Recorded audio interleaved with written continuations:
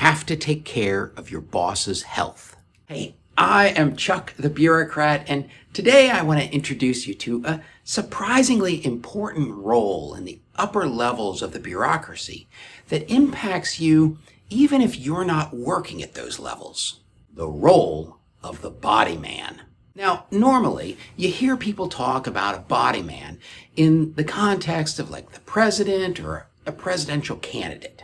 But this role and the underlying philosophy, it really starts to crop up at like the director level inside the bureaucracy. A body man is a personal assistant who ensures that the physical needs of their boss are met, that he gets enough rest, that he eats on time, that he eats healthy food, and that he has time to go to the bathroom. You see, at a certain point, the overwhelming number of tasks that a general officer or a senior executive faces, they start to overwhelm any attempt at time management.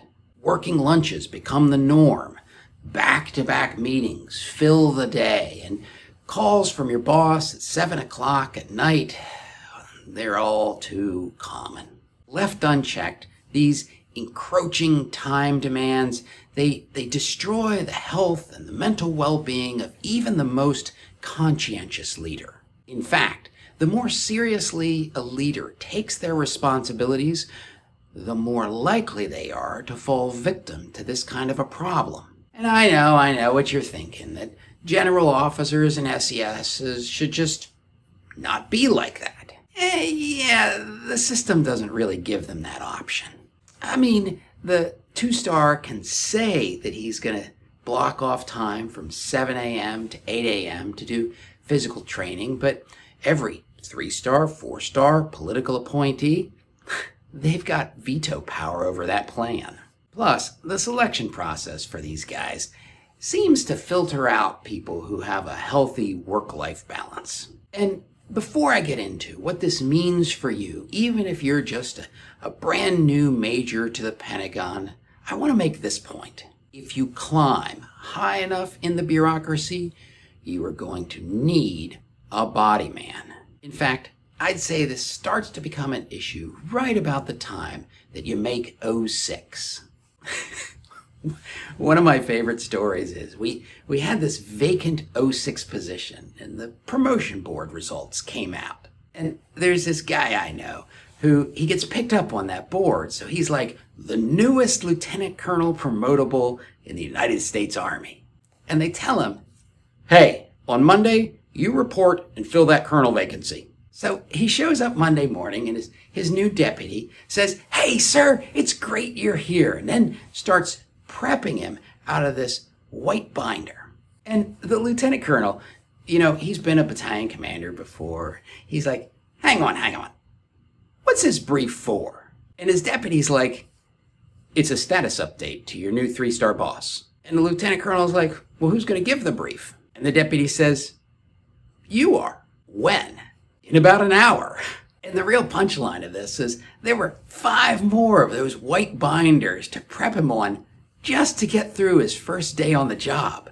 So you can imagine how just keeping up with the work of the day, well, that eats away at your ability to take time for self-care. There really is a need for the body man. So what does that mean for you? Well, first of all, in the performance of your job, you're going to see some behavior from executives and general officers that seem unusual or even rude out of context. The most obvious revolves around food. You'll be briefing some general officer and she'll be eating right in front of you. A lot of times that happens because the only chance she's going to get to eat all day is during your prep session. So be polite, carry on. Another thing they're going to do is cut you short or show up late. They aren't blowing you off and they aren't snubbing you.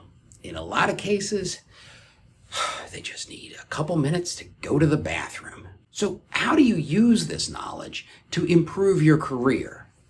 Well, the key is you want to put time back on their clock.